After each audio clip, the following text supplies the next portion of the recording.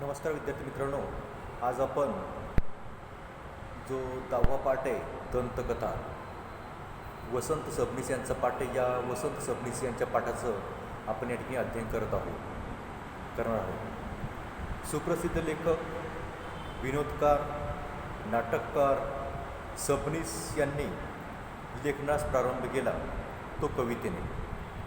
नंतर ते विरोधी लेखनाकडे वळले. पानदान, चिल्लर खुर्दा, भारूड, मिरवणूक, पंगत, आमची मेली पुरुषाची जात असे विनोदी लेख त्यांनी लेखसंग्रह लिहिले. खांदेपालट, पखाल, आत्याबाईला आल्या मिशा, थापाड्या, विनोदी द्वादशी, बोका झाला संन्यासी हे त्यांचे कथासंग्रह प्रसिद्ध आहे. सोबती हा व्यक्तिचित्र संग्रह, माहेश्वरी हा आत्मपर लेखांचा संग्रह त्यांचे प्रसिद्ध अशा प्रकारचे त्यांनी विपुल अशा प्रकारची साहित्यलेखन केलेलं आहे. विद्यार्थी मित्रांनो, एकटा जीव सदाशिव, सोंगाड्या हे जे काही त्यांचे दादा कोंडके निर्मित चित्रपट प्रसिद्ध आहे, तर अशा चित्रपटांच्या कथासुद्धा त्यांनी लिहिलेल्या आहेत. विनोदी लेखनाबरोबरच त्यांनी अनेक नाटके, एकांकिका व लोकनाट्य लिहिली. त्यांची बरीच नाटके रंगभूमीवर गाजलेली सुद्धा आहेत. राजकीय भाष्य व चतुर संवाद यामुळे त्यांचे विच्छा माझी पुरी करा हे लोकनाट्य विलक्षण अशा प्रकारचे लोकप्रिय झाले. प्रेक्षकांनी क्षमा करावी, चिलखतराज जगन्नाथ हे त्यांचे एकांकिका संग्रह आणि गुदगुल्या हा बालकथा संग्रह त्यांचा प्रसिद्ध आहे. दंतकथा हा एक विनोदी ललित लेख आहे. दाताचे दुखणे खूपच त्रासदायक असते, त्यामुळे कोणत्याही माणसाची अवस्था अगदी केविलवाणी होते. मात्र अशा गंभीर विषयातील प्रसंग लेखकाने नर्मविरोधी शैलीत मार्मिकपणे टिपले आहे. दाताच्या दुखण्याची असह्यता, त्या प्रसंगी माणसाची होणारी दयनीय अवस्था आणि त्यामधून घडणारा प्रसंगनिष्ठ विनोद वाचकाला खळखळून हसवतो. वास्तवाला जोडून येणारी अतिशयोक्ती, कधी आढळणारी विसंगती, तर कधी मराठीतील म्हणी, वाक्प्रचार आणि शाब्दिक कोट्या यांचा लेखकाने विनोद निर्मितीसाठी कल्पकतेने केलेला वापर या पाठात आपल्याला अभ्यासता येईल. विद्यार्थी मित्रांनो, दंतकथा हा जो काही पाठ आहे, तर या पाठामध्ये वसंत सबनीस यांनी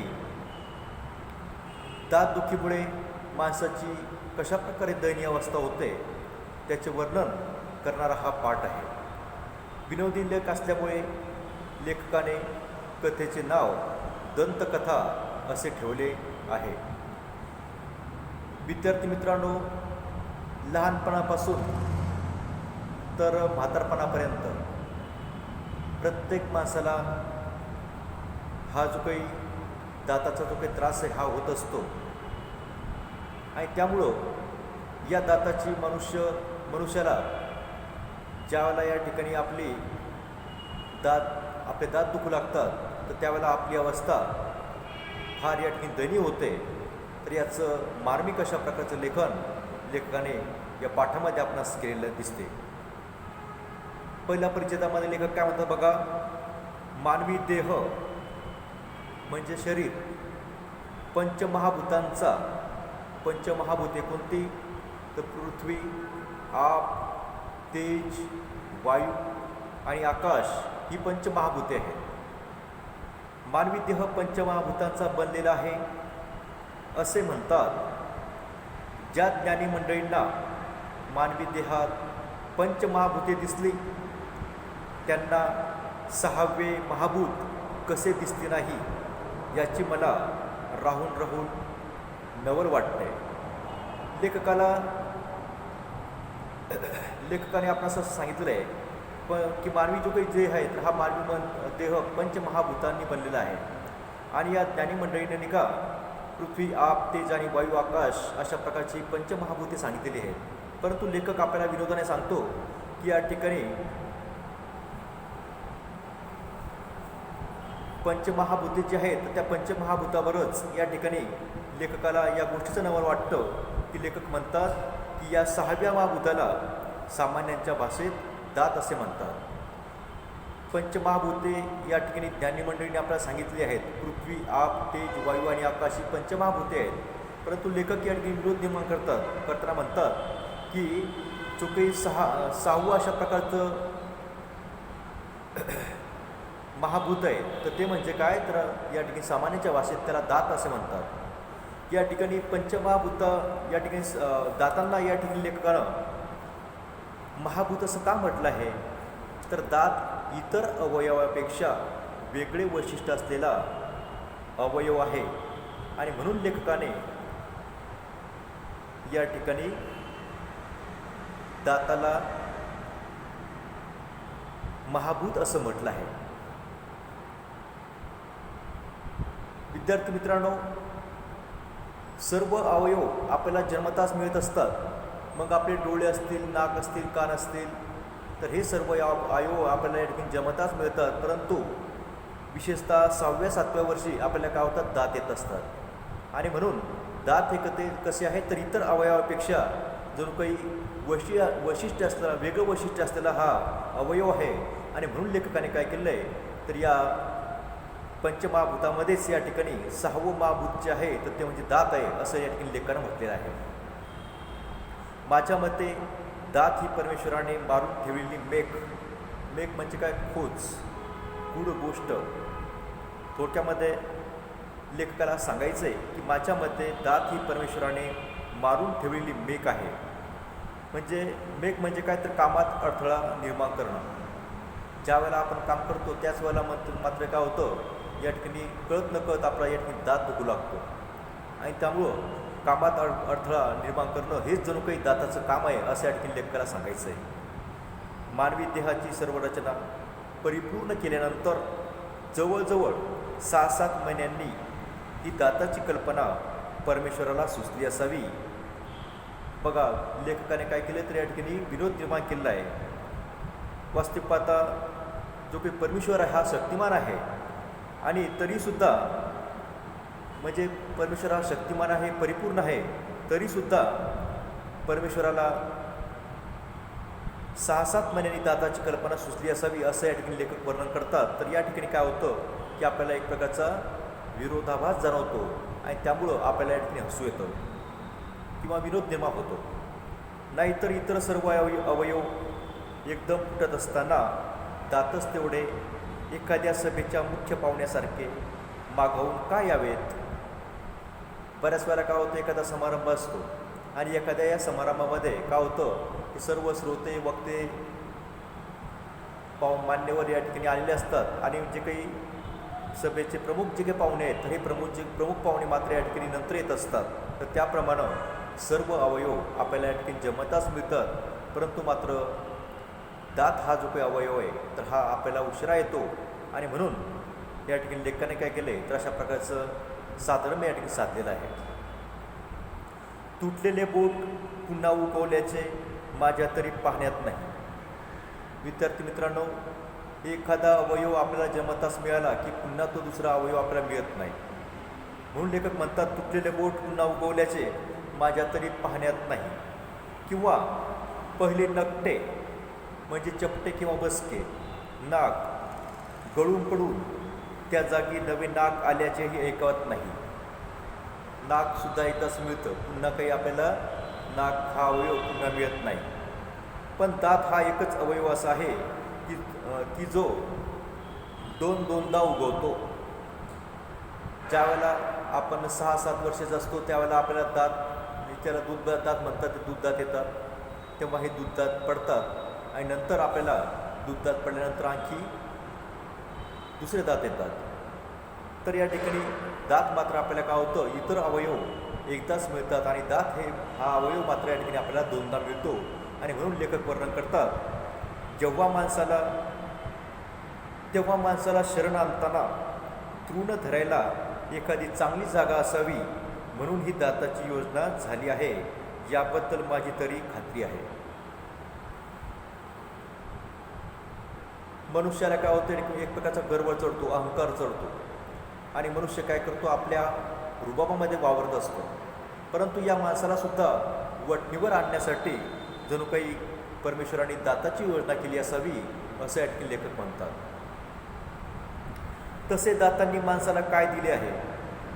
लेखक असाही सुद्धा प्रश्न करतो. तर तसं जर का आपण पाहिलं तर दातांनी माणसाला काय दिलं आहे? दुसरा कुठलाही अवयव उगवताना माणसाला त्रास होत नाही. लेखक या ठिकाणी स्वानुभवातून सांगतात, कोणताही अवयव या ठिकाणी आपल्याला उगवताना मात्र या ठिकाणी त्रास होत नाही, पण दात हे त्रास दिल्याशिवाय उगवत नाहीत. विद्यार्थी मित्रांनो, ज्या वेळेला दात उगू लागतात म्हणजे त्यावेळेला आपण या ठिकाणी एक बालक असतो, 6-7 वर्षाचे आपण त्यावेळेला असतो. त्यावेळेला या ठिकाणी दात आपल्याला येतात, तर त्यावेळेला आपल्याला खूप त्रास होत असतो. बऱ्याचशा मुलांचे या ठिकाणी पोट दुखतं, तर कुणाचं या ठिकाणी कुणाला या ठिकाणी संडाससुद्धा लागते. तर अशा प्रकारे आपण काय होतो, तर या ठिकाणी आपली तब्येत विशेषतः क्षीण होत जाते. तर दात जेव्हा येतात त्यावेळेला मात्र काय होतं, या ठिकाणी त्रास होत असतो. पण दात हे त्रास दिल्याशिवाय उगवत नाहीत, असं या ठिकाणी लेखक म्हणतात. म्हणजे प्रत्येक माणसाला कळत नकळत हा त्रास झालेला असतो. परंतु आपले जे काही घरातील आईवडील असतील, आजी आजोबा असतील, तर त्यावेळेला ते आपल्याला सांगतात, आपल्या जुन्या आठवणी सांगतात की ज्यावेळेला या ठिकाणी तुला दात आले होते किंवा येत होते, तर त्यावेळेला मात्र तुला अशा प्रकारचा त्रास होत होता. तर थोडक्यामध्ये दात हे काय, तर हे त्रास दिल्याशिवाय काही उगवत नाहीत, असं या ठिकाणी लेखक सांगतात. ते येताना ताप आणि गेल्यावरही पश्चाताप. ज्यावेळेला दात येतात 6व्या-7व्या वर्षी, तर त्यावेळेला मात्र काय होतं, तर त्यावेळेला आपल्याला एक प्रकारचा ताप देण्याचं काम करतात किंवा ताप आल्याशिवाय राहत नाही. थोडक्यामध्ये ज्यावेळेला ते अवयव, आपलं दात हा अवयव आपल्याला येतो, त्यावेळेला मात्र ताप होतो किंवा ताप येतो आपलं. ते येताना ताप आणि गेल्यावर पश्चाताप. थोडक्यामध्ये ज्यावेळेला दात हा अवयव आपल्याला मिळतो, त्यावेळेला मात्र या ठिकाणी असह्य गोष्टी आपल्याला या ठिकाणी सहन करावं लागतात. म्हणजे त्या ठिकाणी एक प्रकारचं आपल्याला ते काय करतात, ताप देतात आणि गेल्यावर मात्र पश्चाताप. कारण दाताशिवाय कोणताही पदार्थ चावून खाता येत नाही. ज्यावेळेला आपण वार्धक्याकडे झुकतो, तर त्यावेळेला मात्र आपले जे काही दात आहेत हे पडलेले असतात. तर त्यावेळेला मात्र ज्यावेळेला आपले खाण्याचे हाल होतात, तर त्यावेळेला मात्र दात केल्यानंतर पश्चाताप करण्याची वेळ आपल्यावर येते. तर म्हणून लेखकाने असं म्हटलं आहे की येताना ताप आणि गेल्यावर मात्र पश्चाताप. विद्यार्थी मित्रांनो, अशा प्रकारे या ठिकाणी लेखकाने आपल्याला दाताचं मानवी जीवनामध्ये असलेलं महत्त्व आपल्याला विशद केलेलं आहे. विद्यार्थी मित्रांनो, आपण काय करतो की सर्व एक प्रकारची जी काही आपल्याला परमेश्वरानं जे काही अवयव दिलेले आहेत, तर त्या अवयवाची आपण या ठिकाणी काय, तर निगा ठेवत नाही, काळजी आपण करत नाही. लहानपणी आपण या ठिकाणी दातसुद्धा घासत नाहीत, जणू काही आपल्याला या ठिकाणी वेळच नसतो. तर परमेश्वराने आपल्याला जे काही अवयव दिलेलं आहे, तर त्याची योग्य निगा राखणं, काळजी करणं हे आपलं सर्वांचं एक प्रकारचं परम कर्तव्य आहे. कारण काय की जोपर्यंत आपण या ठिकाणी आपले अवयव सुदृढ आहेत, तोचपर्यंत आपण या जीवनाचा खऱ्या अर्थानं या ठिकाणी जीवन उपभोगू शकतो. परंतु एक जर या आपला अवयव निकामी झाला, तर मात्र आपल्याला पश्चाताप करण्याची पाळी येते. आणि म्हणून आपण प्रत्येक गोष्टीची, त्याचबरोबर दाताची सुद्धा आपण निगा किंवा काळजी केली पाहिजे. तर असंच या ठिकाणी लेखक सांगतात. मला स्वतःला तर दाताबद्दल मुळीच प्रेम वाटत नाही. कारण लहानपणी मला दात येत असताना त्यांनी घरातल्या माणसांना रडवले होते म्हणे. ज्यावेळेला आपल्याला 6-7 वर्षाचं असताना आपल्याला हे दात येतात, तर त्यावेळेला आपल्याला असंख्य अशा प्रकारच्या यातना, दुःख, त्रास सहन करावा लागतो. आपण तर या ठिकाणी बाळ असतो, आपल्याला तो त्रास सहन करावा लागतो. त्याचबरोबर आपल्या घरामधील जी काही मंडळी आहेत, आईवडील, आजी आजोबा, त्यांनाही सुद्धा या ठिकाणी हा त्रास सहन करावा लागतो. म्हणून लेखक म्हणतात, मला जेव्हा दात येत होते त्यावेळेला मात्र घरातल्या माणसांना मी रडवले होते, असं मला या ठिकाणी माझे घरातील मंडळी सांगतात. अर्थात हे सर्वस्वी खरे असेलच असे नाही. त्यांच्याबरोबर मीही रडलो असलो पाहिजे.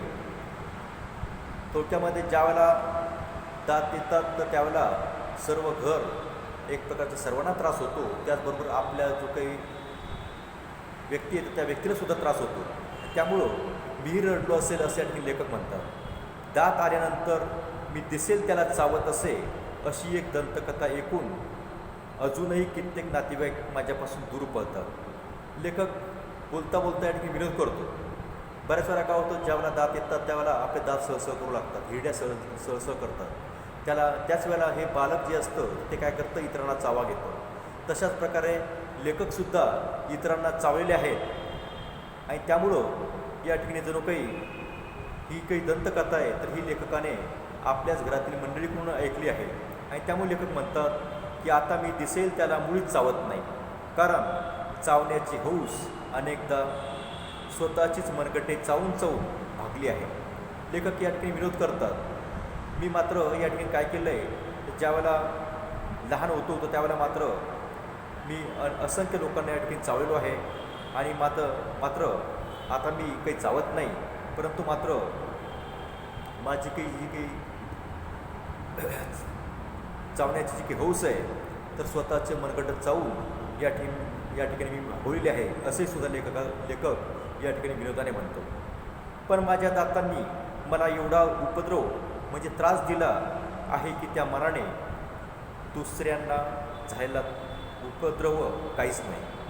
लेखक म्हणतात, मला जो काही दातांना त्रास दिला आहे तर तो त्रास मात्र खूप मोठा आहे. मी इतरांना त्रास या ठिकाणी कमी दिला असेल हे निश्चितच मी या ठिकाणी ठामेठोकपणे लेखक सांगतात.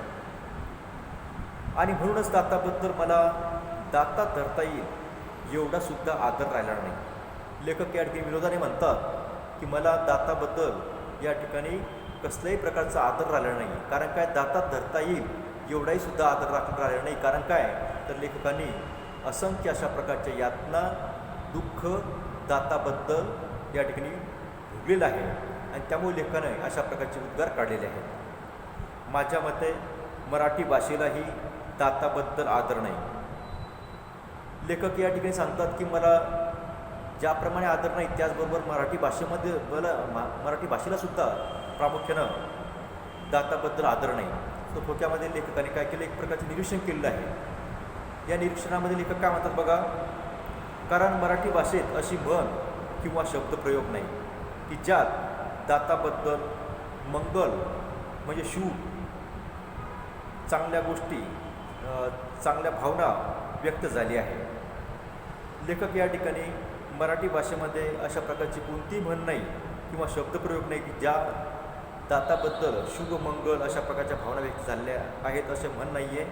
ज्या म्हणी व शब्दप्रयोग दाताशी निगडीत आहेत त्या दारिद्र्य म्हणजे गरीब, भिकारपणा, असभ्य म्हणजे वाईट वागणूक याचे प्रत्यंतर घडवणारे आहेत. नाही म्हणायला प्रेमविवल कवींनी प्रेयसीच्या दातांना कुंदकळ्यापर्यंत नेऊन पोचवले असेल एवढाच अपवाद. जे काही प्रेमाचे शाहीर आहेत तर या प्रेमाच्या शाहिरांनी आपल्या पत्नी प्रेयसीला या ठिकाणी